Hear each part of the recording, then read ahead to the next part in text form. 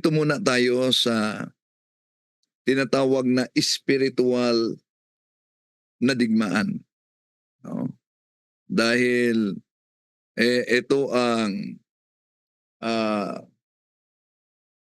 di alam ng karamihan na we are in the field of spiritual warfare.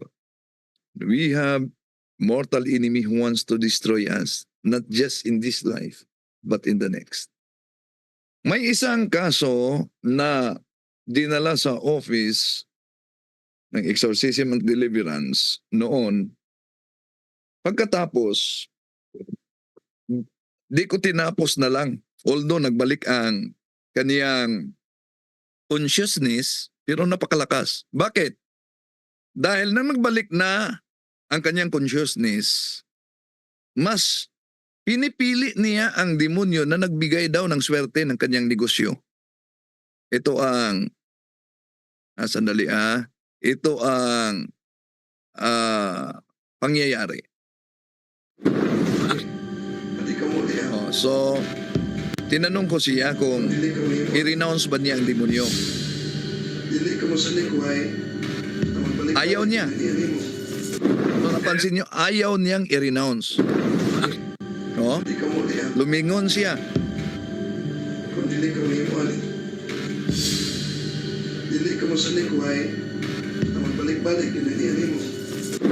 Sabi ko, pag di mo yan itakwil, paulit-ulit yan na mangyari sa buhay mo. At grabe talaga ang lakas niya. No? Di niya itakwil talaga ang demonyo. Napakalakas siya. Dala ang mga humawak sa kanya, mga babae. In the name of the Father, and of the Son, and of the Holy Spirit, Amen.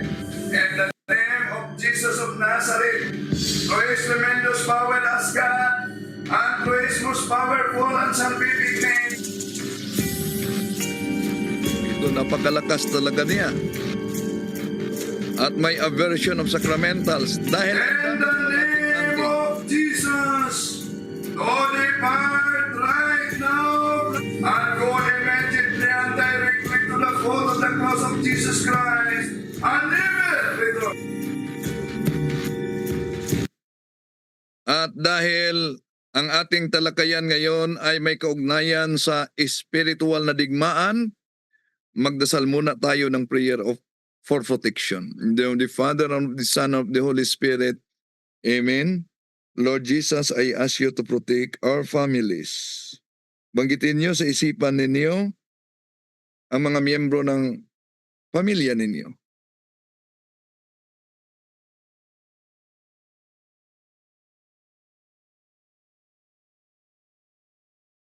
From sickness, from all harms, and from accidents. If any of us has been subjected to any curses, hexes, and spells, I declare these curses, hexes, and spells null and void. In the name of Jesus Christ, if any evil spirits have been sent against us, I humbly ask you, Lord Jesus, to decommission them. And I humbly ask you, Lord Jesus, to cover us with your precious blood against any demonic attack, harassment, and retaliation. Dear Mama Mary, I humbly ask you to protect me, all those present now, watching and listening. As we do this ministry, cover us all with your mantle of love and protection, for you are our mother and we are your children. Intercede for us to the Father, that all that we do and say may redound to His good pleasure and glory. Amen. In the name of the Father, and of the Son, and of the Holy Spirit, Amen. In the name of Jesus of Nazareth, through His tremendous power as God, and through His most powerful and salvific name, Napakalakas talaga niya. Dahil doon pa lang sa kanilang bahay, nagwawala na ito at wala na sa sarili. and go immediately and directly to the foot of the cross of Jesus Di Christ, na niya kilala and ang mga never tao. return. Ito may kaugnayan sa mga anting-anting na dala niya. Ito na ang pagkakataon na naging normal na siya. At nagbalik na sa sarili, kaya kinausap ko siya. Pero ayaw niyang mag-renounce. Oh. Mas pipiliin daw niya ang kaibigan niyang mga demonyo dahil ito'y nagbigay ng trabaho at swerte daw sa kanyang negosyo. Tandaan natin mga kapatid, the devil is very hungry of worship. And people willingly and joyfully give in to the devil, karamihan, sa anong paraan? Sa kasalanan. Pero kadalasan, may mga katanungan sila. Bakit nagkaganon ang ating bansa ngayon? Bakit nagkaganon? Ganito ang pangyayari sa mundo natin ngayon. Dahil may tinatawag na entry points. Tandaan natin, mga mahal na kapatid, the devil gives nothing but meaningless suffering, chaos, division, anger, hatred, financial ruin, mga kasakitan, broken relationship, mga digmaan, away-away, at ang target talaga ng devil, ng demonyo, ng ating kalaban, mga mahal na kapatid, the goal of the devil is always to destroy our life, to destroy our purity, to destroy our innocence, and even to destroy our being image and likeness of God. And when we mimic him through sin, we are inviting him. And when he comes, he will surely bring ruin into our lives. Ito ang hindi alam ng karamihan. Kaugnay sa mga kasalanan. Bawat isa sa atin mga kapatid na magkasala ay may hindi makikitang nilalang na pinakain natin. Ano po bang ibig sabihin ng pinakain natin sa kasalanan? Mamaya tatalakayin natin yan. Sila yung nasa paligid. Sila yung nagmamasid at naghihintay ng oportunidad. Kaya ang sabi sa banal na kasulatan, kung tingnan natin ang nakasulat sa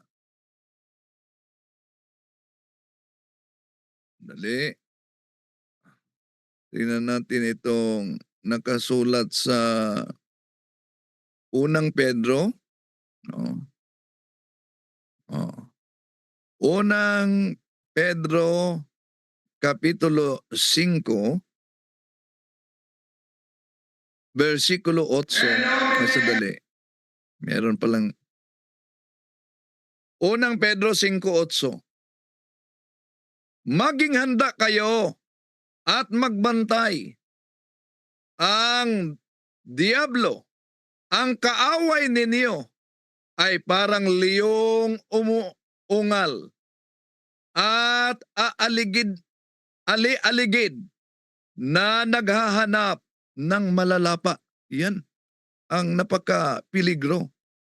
Kaya alam nyo, daming mga tao di nila alam na nasa tinatawag silang level na demonic oppression, demonic obsession, at ang iba ay walking possessed na. En nomine et virtute Domini nostri Jesu Christi, I rebuke, repudiate, bind and cast out all evil spirits now from us, and go immediately and directly to the foot of the cross of Jesus Christ.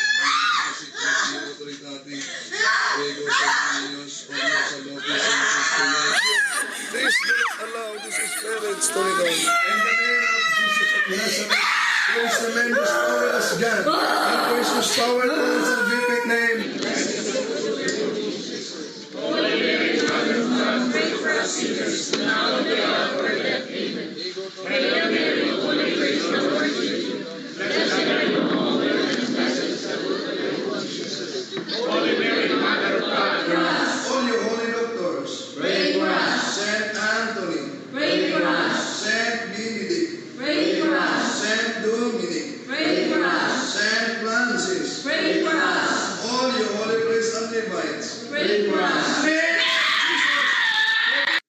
real ang demonic attack. Real ang extraordinary, unordinary demonic attack. Sila si Father Chad Referger, Father Gabriel Amort, kilalang mga exorcist. Thousands of solemn exorcism ang isinagawa nila. Si Father Amort, 70,000 more than na solemn exorcism. Sila ang mga exorcist na nakausap ang iba't ibang hierarchy ng demonyo during sa solemn exorcism. At idokumento nila kung ano mang kanilang natutunan at kanilang narinig mula mismo sa demonyo, sa mga demonyo, sa loob ng katawan ng tao. Sila ang nagbabala. Nagbabala sila sa atin kaugnay sa relasyon, sa ating mga kasalanan at sa mga espiritu ng demonyo. At kung tatapusin ninyo mga kapatid, sa mga nagsubaybay ngayon, ang pagtalakay natin na ito kaugnay sa spiritual warfare, talagang magbabago talaga ang inyong pananaw kaugnay sa spiritual warfare forever. Dahil ayon nito mga dalubhasang exorcist, tandaan natin, sa bawat kasalanan natin, hindi lang ito mga kapatid, paglabag sa patakaran ng Diyos. Tandaan natin ito.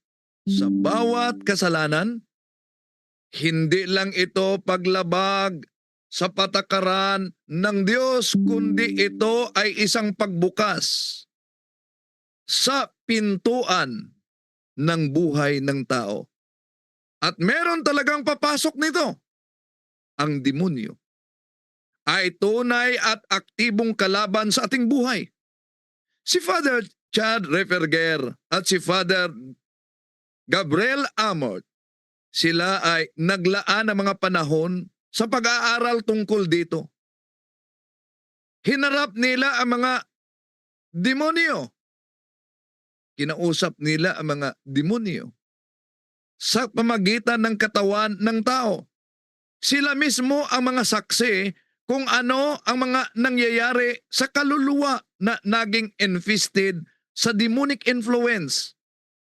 Ang demonyo ay hindi basta-basta makapag-atake sa buhay ng tao. Hindi sila mapipilitang makapasok sa ating buhay na walang pahintulot. Ngunit, kung tayo'y magkasala mga kapatid, binigyan natin sila ng pagkakataon sa ating buhay. Sa panahon na tayo'y magkasala, binigyan natin sila ng susi sa ating buhay. At bawat pagkasala ay ganon din kadaming susi sa buhay ang ibinigay natin sa demonyo. At sa daming susi na naibigay mo sa kanila, ganon din ang kalakas ng mga demonyo sa inyong buhay. Hindi ito tungkol sa guilt ng kasalanan, kundi ito'y tungkol sa tinatawag na spiritual na digmaan. Ayon sa mga dalubhasang exorcist, ang mga demonyo ay kumikilos kahit hindi ka maniniwala sa kanila. Maniniwala ka man o hindi, hindi ka exempted sa digmaang spiritual. At maraming kaluluwa na ang nagiba dahil sa hindi nila paniniwala sa digmaang espiritual na meron talaga tayong kalaban. Lahat ng mga exorcist, hindi itinago itong usapang espiritual, itong digmaan na ito. Ngunit ginawa nila itong misyon para ma-educate ang mga tao sa tunay na digmaang espiritual.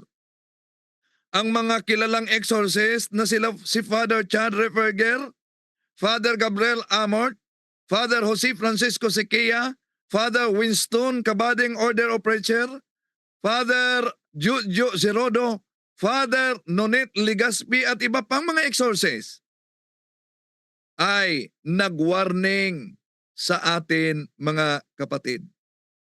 Ano ba ang kanilang warning sa atin? Ang warning nila na ang kasalanan ay ang pangunahing pintuan ng mga demonyo sa ating buhay.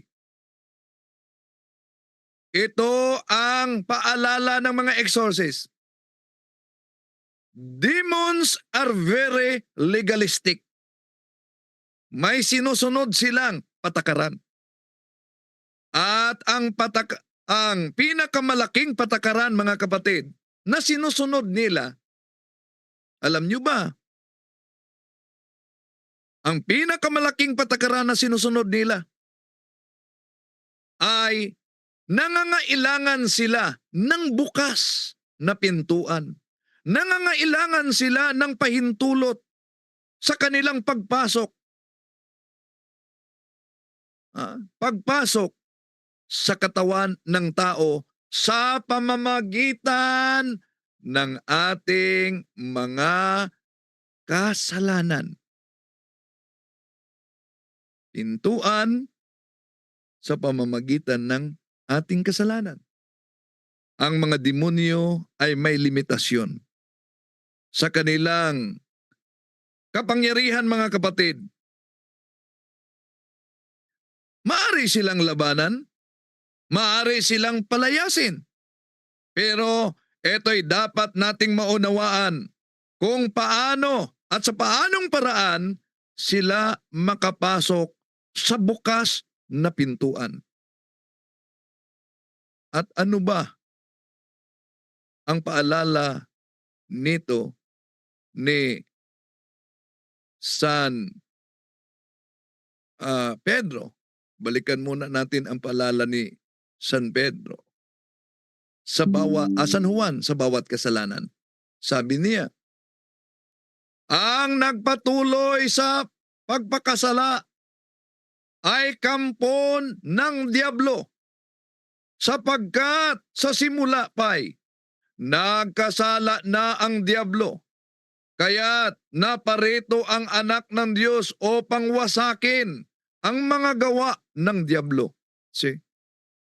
Malinaw, mga kapatid, na sino man sa atin ang nagkasala, yun ay magiging anak na ng diablo. Sa anong paraan mapakain natin ang demonyo sa ating kasalanan? Ano po ba ang ibig sabihin nitong pinakain ang demonyo sa ating kasalanan? Ayon kay Father Gabriel Amort na isang exorcist sa Roma at Father Chad Referger, hindi ito literal na pinakain, kundi ito'y isang transaksyon. Kung makagawa tayo ng kasalanan, lalo na sa mortal na kasalanan o mortal sin, tayo'y lumikha ng tinatawag na spiritual na sugat. Ito'y sugat na ito, mga kapatid, ay tulad ng pagbiak sa ating spiritual armor. Pinalakas natin ang ating koneksyon sa demonyo at sa preternatural world. Ang mga demonyo ay ma-attract talaga sa ganitong mga spiritual na sugat. Tulad sa mga predators na ma-attract sa dugo sa tubig. Ang mga langaw ay ma-attract sa baho ng patay. Ayon kay Father Chad Referger, bawat kaluluwa ay may spiritual defense. At ito ang grasya ng Diyos at ang presensya ng banal na espiritu sa ating kaluluwa. At ang proteksyon na ito, ito sa atin, bawat isa sa ating buhay, mga kapatid,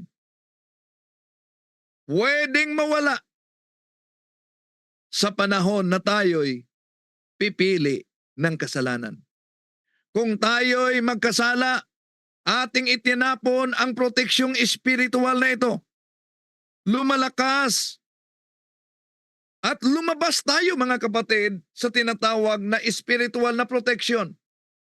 At sa panahong iyon ay nanganganib ang ating kaluluwa dahil pinapahina natin ang ating kaluluwa sa away na espiritual. Tandaan natin ito na ang demonyo ay hindi nakaupo lamang. Hindi naghihintay lamang. Sila ay nagmamasid at naghanap ng oportunidad para dumaan sa ating buhay. Sila'y nanood. Ikaw ay pinag-aralan nila. Ikaw at ako. Tayong lahat pinag-aralan nila. Alam nila ang ating mga kahinaan. Alam nila ang ating mga ginawa araw-araw. Sa oras na tayo'y magkasala, kikilos agad sila sa bukas na pintuan ng ating buhay at magsimula sila sa pag-establish ng tinatawag na foothold sa buhay ng tao. Itong foothold na ito ang maaring magsimula sa maliit lamang. Paulit-ulit na tentasyon, malaswa na pag-iisip, na alam mo namang ito'y mali pero baka nagustuhan sa mga nag-iisip ng malaswa. At ayon kay Father Chad Refferger, ang demonyo ay makapasok, may ability siyang makapasok ng imagination sa ating isipan. Maaari nilang impluwensyahan ang ating emosyon at kadalasan makaisip ka na ito'y galing lang sa iyong sarili. At kung higit mo itong buksan at pahintulutan sila na makapasok, sila'y magiging malakas diyan sa buhay ng bawat isa. Ayon sa mga exorcist, ang demonyo ay nagsimula sa tentasyon. Sundan ito sa opresyon. Ang opresyon, kung makaramdam ka na parang dapa ka na at nahihirapan ka na sa mga pangyayari sa buhay na ito. Yung iba ay halos na magpapakamatay. Nakaranas ka ng parang may nanood sa iyo. May siyadong dumadaan. At biglang takot na hindi mo alam kung bakit. Palaging galit. At kung itong opresyon na ito ay hindi mo mapaglabanan, ito ay magiging demonic obsession. Demonic obsession. Ito ang panahon na ang demonic influence sa buhay mo ay palaging maramdaman. Kontrol ng demonyo ang iyong pag-iisip, ang iyong gusto, ang iyong ugali, at paulit-ulit na lang na magawa ng kasalanan. At wala kayong kakayahan na paglabanan itong kasalanang paulit-ulit na lamang. Ang extreme cases ay ang demonic possession. Full demonic possession, ang demonyo na ang magkontrol sa katawan. Ang posisyon ay tunay mga kapatid, ngunit milyon sa mga tao sa mundong ito ay nakaranas sila ng opresyon, nakaranas sila ng obsesyon, ngunit hindi nila alam na sila ay under extraordinary demonic attack na pala at hindi nila alam na sila ay nasa demonic possession na. Dahil ang demonyo ay nagtatago pag umaatake. Iba't ibang uri ang demonyo, mga kapatid. Hierarchy sila at iba't ibang eksperto nila. At itong iba't ibang uri ng demonyo ay may iba't ibang espesyalista sa kasalanan. Ma-attract din sila sa iba't ibang uri ng kasalanan sa ating buhay.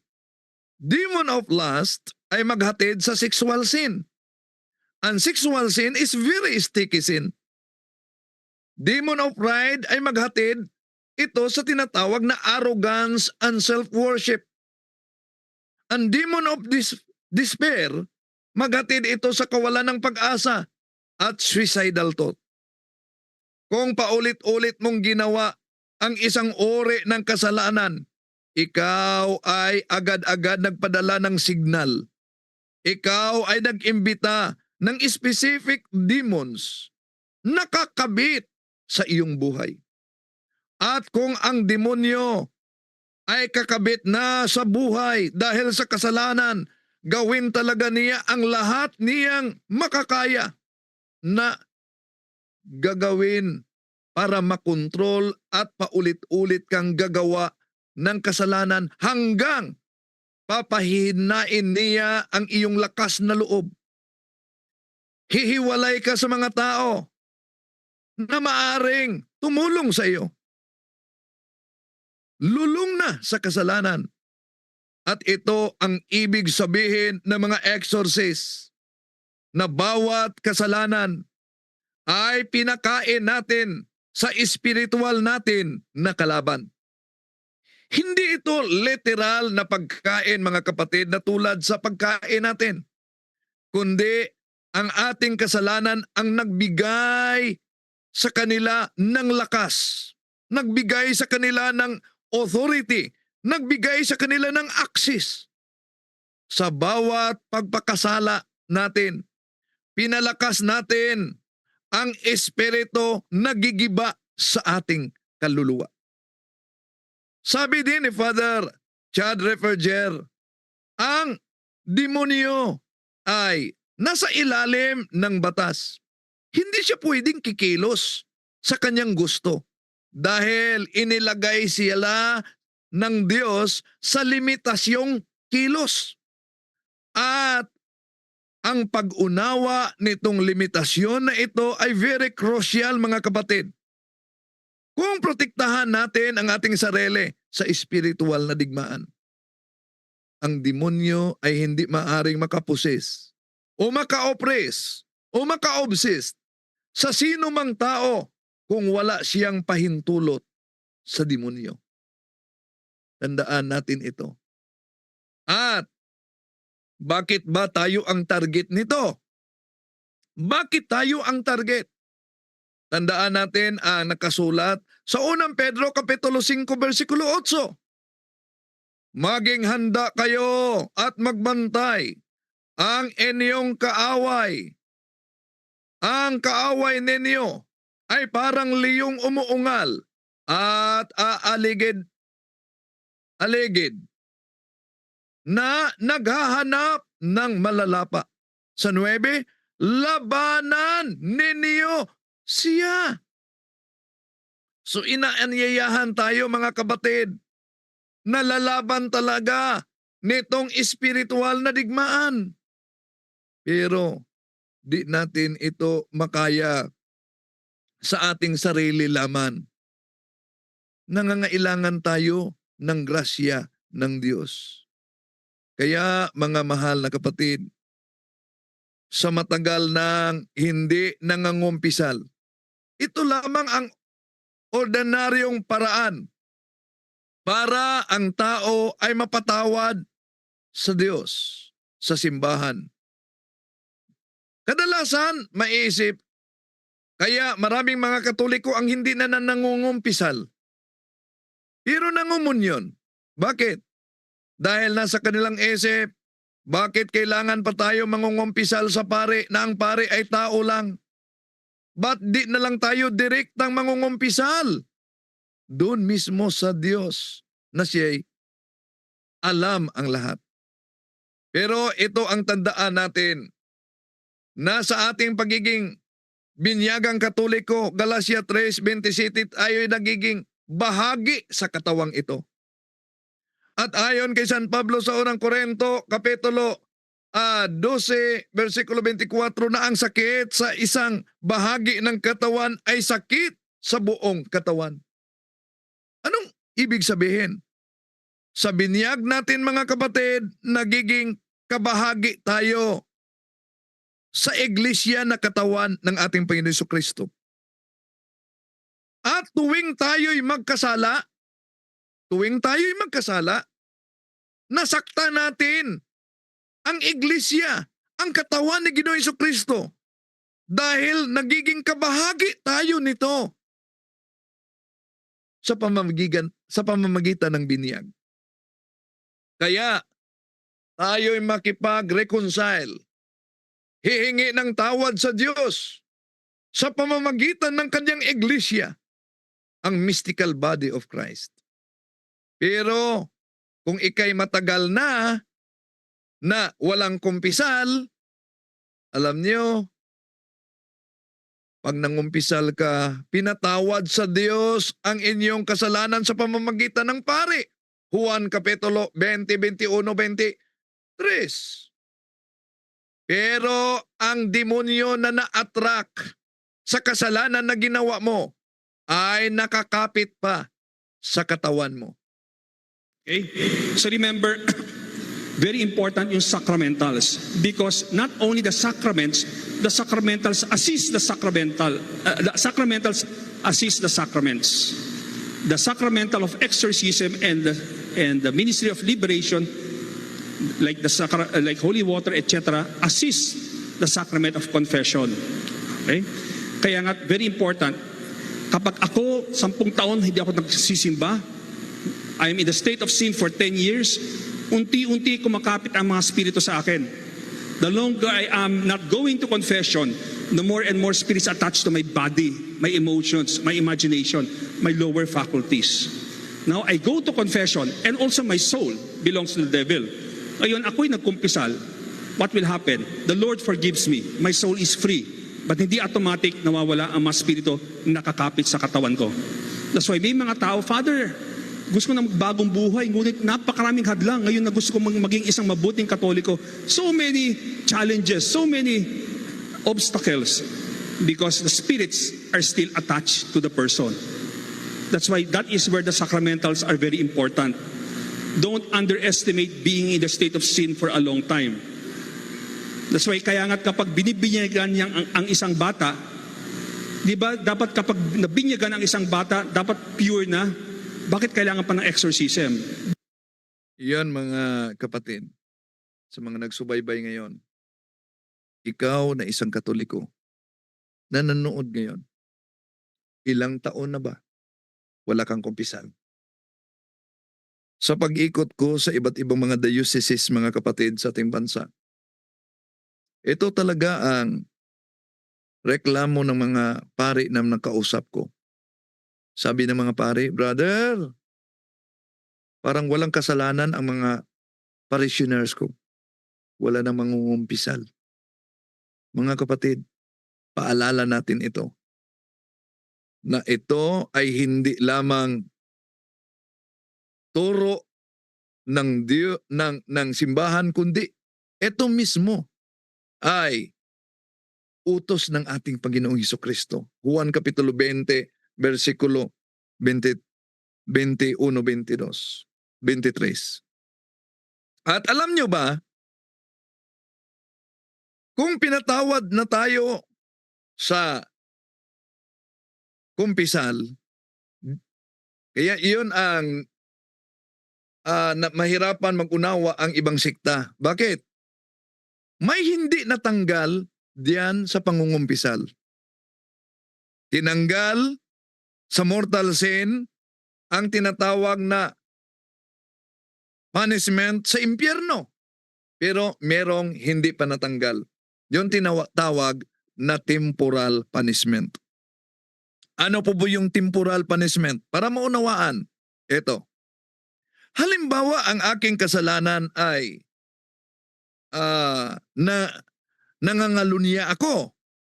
Ito kasalanan ko, nangangalunya ko. Pinagsisihan ko ang kasalanan kong nangangalunya ako. Nangungumpisal ako. Pinatawad ako sa sakramento sa pamamagitan ng pari. Pero ang tanong, ang epekto ng aking kasalanan, nawala ba pagkatapos kong nangungumpisal? Yung galit ng aking misis, yung galit ng kabit na iniwan, o di pa yun nawala? Yun ang tinatawag na temporal punishment na pag di natin mabayaran sa buhay, sa mundong ito, yon ang babayaran natin sa kabilang buhay. Yun ang sinasabi sa San Marcos 9:49, bawat tao ay dadalisayan sa pamamagitan ng apoy.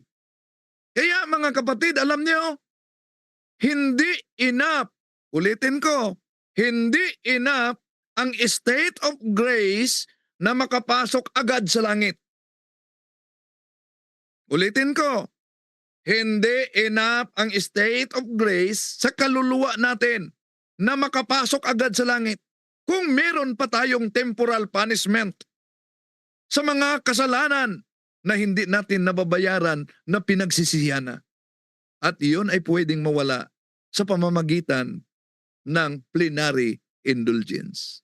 Tanong, kayo na nagsubaybay at nanonood ngayon na isang Katoliko, ilang taon ka na walang kumpisal? Kailan ka babalik?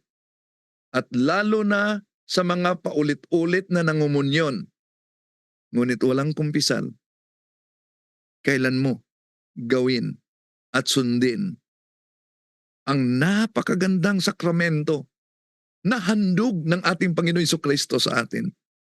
Ang pangungumpisal ay hindi lang nagpatawad sa ating kasalanan. Ito'y nagbigay ng lakas sa ating kaluluwa sa digmaang espiritual. Tulad sa pagkain, ang pagkain ay hindi lang ito nagbigay busog sa ating katawan. Ito'y nagbigay lakas din ng ating katawan. Kaya ulitin ko, ikaw na nanonood ngayon, ikaw na Katoliko ngayon, na nagsimba tuwing linggo, ilang taon na ba wala kang kumpisal? Kailan ka lalapit sa sakramento? Balik sa inyo, Brad Jando. Okay.